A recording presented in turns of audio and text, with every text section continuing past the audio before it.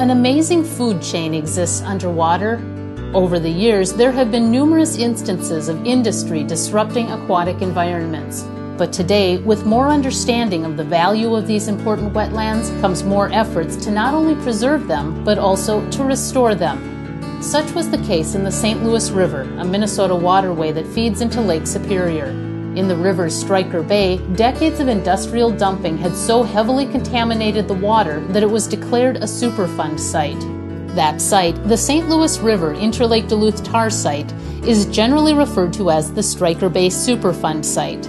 As cleanup and capping there finally reached its end, the final step of the remediation process was to restore native habitat to the basin. Meanwhile, a few miles up the river, erosion had filled in what once had been a valuable fish habitat near an area called Talus Island. Various environmental agencies sensed an opportunity, and the Stryker Bay Superfund site construction managers turned to Marine Tech for a solution. Our challenge was to hydraulically dredge and remove these sediments that had filled in the basin behind Talus Island. And then we had to pump it 2.5 miles down the river to the Stryker Bay remediation site and place this material in a 6-inch lift. Marine Tech has a long history of successful dredging projects. It also has a strong reputation for finding innovative solutions, including hydraulic capping around the Stryker Bay Superfund site.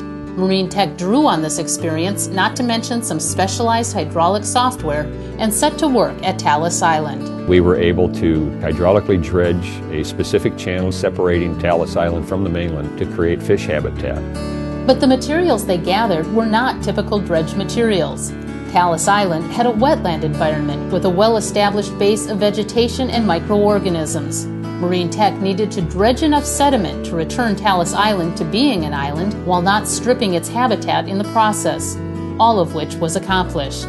The next step was to hydraulically pump the materials down the St. Louis River to various locations at the Stryker Bay Superfund site, where it was needed to cover 40 acres with a 6-inch layer of environmental media, or in simpler terms, topsoil. The final step was to return to the Stryker Bay Superfund site and seed it to encourage plant growth. But to everyone's surprise, that wasn't necessary. Marine Tech discovered that its process of hydraulic pumping had not only moved sediment from Talus Island to Stryker Bay, it also had successfully transported vegetation and microorganisms right along with it. The fact that we had that end result, not only does it of course, it saves the customer money, because now there's one less process they have to go through, but it also makes the state agencies pleased with the end result, knowing that they're essentially hydraulically transporting instant environment. In the end, Marine Tech solved the challenge and achieved the goal of this 2-part wetlands restoration and reclamation project. Talus Island is again an island with a thriving fish habitat. Likewise, there is healthy underwater life at what once had been a Superfund site.